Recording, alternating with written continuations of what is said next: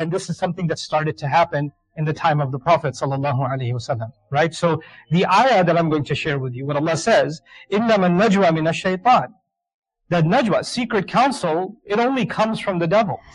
A couple of ayat that belong to Surah Al-Mujadala, a very small surah of the Quran that deals with a very particular subject matter predominantly in the heart of the surah, and that is called najwa. Maybe a word that you're not familiar with, so I'll help you understand this word first. So the word najwa actually has to do with secret counsel. Like if you're holding meetings in secret with somebody and discussing something privately, that kind of a meeting can be called najwa.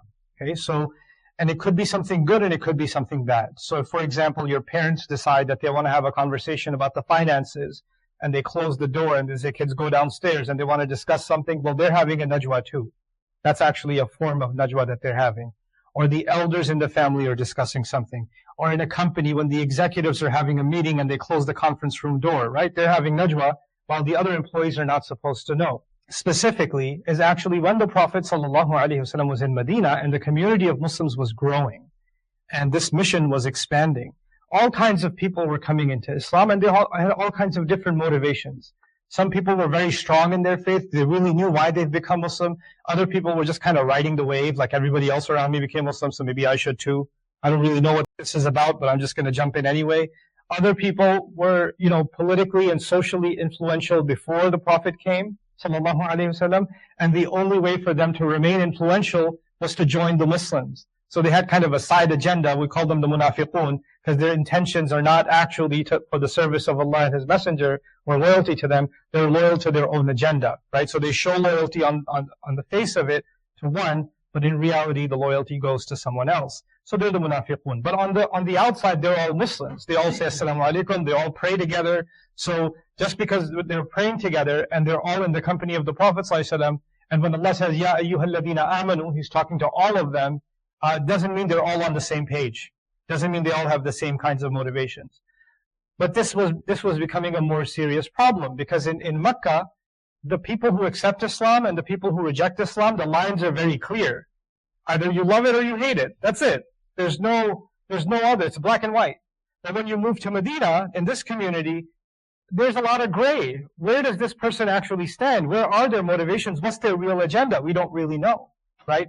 And so when the Prophet ﷺ would discuss something sensitive, because remember, for the years after moving to Medina until almost the end of the mission of the Prophet ﷺ, it's kind of like what you can call a Cold War situation. So we're constantly, either we're on the battlefield or we're preparing for the next battle, right? And there's a battle of influence taking place in the region. And when even if you're not on the battlefield, the issue that occurs is that the enemy is always gathering intelligence. So it's not really clear who is going to sit in the gathering of the Prophet ﷺ, and he's going to mention some really important decision, and then that decision is going to get leaked outside. Or there's even more. It's not just leaking to the enemy. There's another problem, and that's destroying the morale from within. Many of you work in large organizations or companies, etc., right? And you have office politics. So you'll have a meeting, everybody, the CEO gathers and everybody's sitting in the meeting, and if anybody has any issues, please raise your hand or please discuss it now. This is the team meeting. Nobody raises an issue. Everybody's okay, right? And as soon as the meeting's over, 4 people go in a corner, man, this meeting is stupid. This guy doesn't know what he's doing. I'm telling them this can't be done in 3 months. We need 4 months, but nobody listens to me. They don't say it in the meeting. They wait until the meeting is done, and they go by the water cooler, and then they have the meeting after the meeting. You understand? And the whole point of that is to destroy the morale and the cohesion of the group. So there's the group, and now there's a group inside the group. Najwa, what it does is it helps you build assumptions about someone else, so you no longer listen to what they're saying. Please listen to this part carefully. You're no longer listening to what they're saying. You've already made a judgment about their intentions. So whatever they're saying doesn't even matter anymore. You've already overridden that with your own judgments. I know this is what they're saying, but I know what they really mean. Right? This is what Najwa does. It creates a paranoia and a judgment about the larger group or about leadership or about others. And this is something that started to happen in the time of the Prophet ﷺ. Right? So the ayah that I'm going to share with you, what Allah says, إِنَّمَا النَّجْوَى مِنَ الشَّيْطَانِ, that najwa, secret counsel, it only comes from the devil. It only comes from the devil. لِيَحْزُنَ الَّذِينَ آمَنُوا, so that it may cause sadness to those who've had faith. So the goal of Shaitan is to create this device, this najwa. Because there's one thing to attack Islam on the battlefield. There's another battlefield you can create that's much safer. It's najwa, side meetings. By the way, this doesn't just happen at the office, does it? It happens in families, right? In fact, the brothers of Yusuf were having najwa by themselves. They could have talked to their dad too, but they didn't. They said, Dad's crazy. He loves Yusuf too much, right? He's lost.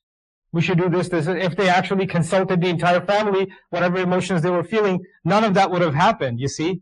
And even that, in that surah, Allah even mentions that, inna shaytana lil insani aduwwun mubin. The devil is an enemy. It's interesting. Najwa comes up, Shaitan comes up. You wonder why. Why is Najwa and Shaitan so connected to each other? Well, Shaitan himself, when Allah created Adam alayhi salam, could have brought up his concerns. Like the angels did. The angels brought up their concerns. They said, تَجْعَلُ فِيهَا مَنْ يُفْسِدُ فِيهَا وَيَسْفِكُ الدِّمَاء. You're going to put someone that's going to spill blood. Ya Allah, we don't understand. You have a concern, bring it up. But he kept it inside. He kept it inside.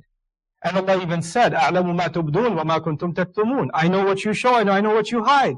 So the devil's been hiding this inside of him. Well, you know what? He realized, well, that's my habit. I'm going to make it their habit. I'm going to make them hide things among themselves and then form groups that hide their real agendas and create groups within groups, cliques within families, right? To undermine the larger cause. So this kind of thing is definitely from a shaitan. But this creates and the goal of it. And this is actually wanted to spend a little bit of time in this khutbah talking about the goal of it. Because a lot of times Allah tells us what shaitan does. But sometimes He also tells us why he does it. Like what's his end game? His greatest goal would be, strangely, لِيَحْزُنَ الَّذِينَ آمَنُوا, so he can cause huzn to those who believe. Now the common translation of huzn is actually sadness. So he may make the believers sad. But then when you think about that, I'm like, that's not such a great goal. Like just making someone sad, why is that such a problem? It's just a feeling, and like any other feeling, it passes. So if you dig a little bit into the word huzn, it gets a little further than sadness, and I want to dig into that a little bit. Linguists describe sadness as naqidu surur wal farah. First of all, they describe it as the opposite of being content and being happy. So being dissatisfied, being disturbed, and being unhappy. That's the first part of the word huzn. Alamun, it actually includes pain. The feeling of pain. It's interesting, as a student of psychology, I can tell you there are many forms of psychological pain that are worse than physical pain. Right? Psychological pain can actually be worse than physical pain. Emotional pain can be worse than physical pain. Right? وَمَشَاعِرُ شَاقَّةٌ يَجِدُهَا الْإِنسَانُ فِي قَلْبِهِ لِفَقْدِ الشَّيْءِ أَوْ نَحْوِهِ. That tough, hard feelings that take root inside of a person are called huzn. Hard feelings, rough feelings that take root because a human being has lost something. Or for other reasons, أو نحوه. الألم والخشونة في النفس. Actually, the word hazan actually came from rough patches of soil, where if you walk, you would get cut, and you can't really ride a wheel on top of it; it would break. So rough patches of earth are actually called hazan, and from it we get the word huzn, meaning disturbance, roughness, coarseness, pain. And of course, it includes one more very important meaning. They used to say about a person, hazin al-rajul ay ta'iba. A person became filled with huzn means they got exhausted. So it's interesting. You might have a lot of energy, right? You got out of the morning, you ate breakfast, you have a lot of energy. And then you have a conversation about, you have this, idea that their family's talking about you. Or you could notice they're just looking at you and laughing. And you say, what were you guys talking about? Nothing. Don't worry about it. And you know what that does immediately? It takes some of your energy away. فَلَا تَتَنَاجَوْا بِالْإِثْمِ وَالْعُدْوَانِ وَمَعْصِيَةِ الرَّسُولِ.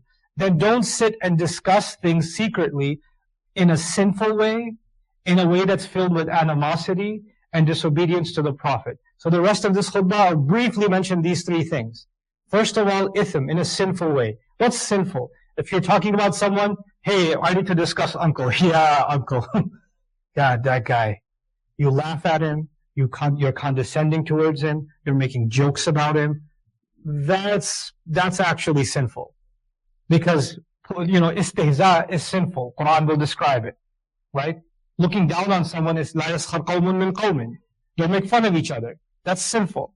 So already the tone in which you're going to talk about someone will already let you know and let me know, hey, we're heading down the devil's path. This is not what Allah allows. That's already, the first violation, bil ithm. Then there's udwan. Udwan means animosity. The person you're talking about may have hurt your feelings. You may be angry at them. So when you talk about them, your anger comes out. Right? Your animosity towards them comes out, which means you're not able to have a fair conversation and a sensible conversation because your emotions are too high. So you've got to put your udwan in control. Whatever may have happened. We're discussing how to address this issue. I'm not here to vent my anger. I don't want to talk about this person because they make me so mad, because I hate them so much. If those are dominant feelings in your thought process as you're talking about someone, don't do it. Just step back. That's your second red flag, right? So there's ithm and there's udwan. And then finally he says, وَمَعْصِيَةَ الرَّسُولِ, and disobedience of the Prophet sallallahu alaihi wasallam. And the Prophet sallallahu alaihi wasallam has given us ethics, character, morals, principles. Any of those principles being violated while you're discussing someone, you've got yourself a problem. In fact, a good example of najwa is when Yaqub alayhi salam was speaking to Yusuf alayhi salam. And he said, لا تقصص رؤياك على إخوتك فيكيد لك كيدا إن الشيطان للإنسان عدو مبين. Don't tell this dream to your brothers. Right? He's talking about the brothers and the brothers aren't there. So if you don't have a clear understanding, you might say, this sounds like ghiba. Because when you talk about someone behind their back, that becomes ghiba. So is this ghiba because Yaqub is telling his son, don't tell this dream to your brothers, they will scheme against you. He did say something bad about them, right? He did say something bad about them. And the devil is a real enemy. So you might look at all of that and say, hey, wait, how does that fit with the other teachings of Islam? Well, the way it fits is, in this ayah, Allah tells us, here are the things to avoid, and then what are the things you should have. And so let's end with that. وَتَنَاجَوْا بِالْبِرِّ وَالتَّقْوَى. And if you're going to engage in secret counsel, do it for a good reason. And so in just a couple of words, Surah Al-Mujadala, this is ayahs number 9 and number 10, Allah basically just comprehensively summarized one of the most important aspects of our lives. Sometimes difficult conversations have to be had. Sometimes you have to talk about people that are causing harm. You have to. But we have guidelines for not to cross that line. And we also have guidelines for if we realize we're on the wrong side of this. And if you're the one being talked about, then Allah says, لَيْسَ بِضَارِّهِمْ شَيْئًا إِلَّا بِإِذْنِ اللَّهِ. In the 10th ayah, I didn't even talk about that. He's not going to be able to harm you at all. Don't worry about if they're talking about you. وَعَلَى اللَّهِ فَلْيَتَوَكَّلِ الْمُؤْمِنُونَ. Believers should place their complete trust in Allah. That's it. Let it go. Let Allah take a hold of that. The words can only go so far. And even if they cause you harm, that's a harm that nobody could have avoided except by Allah's permission. So again, I keep taking you back to Surah Yusuf for a reason, because Najwa is there. They schemed against Yusuf. Allah said here, they're not going to be able to harm the believers in any way. But they harmed Yusuf. They put him in a well. He ended up as a slave. But in the long run, they couldn't do to him what Allah didn't plan. إِلَّا بِإِذْنِ اللَّهِ. So it may be that their words have an effect. It may be that it causes some harm, but that may also be a part of a larger scheme from Allah, a larger plan from Allah. No credit of which goes to them, but it might be that Allah has something in store for you that's even greater. That adversity might come your way because of the talking of others. It might happen, but there's a greater plan in place. So may Allah Azza wa Jal make us people that are mindful of the right kind of najwa, and make us not of those who engage in najwa in the way that Shaitan wants us to engage in.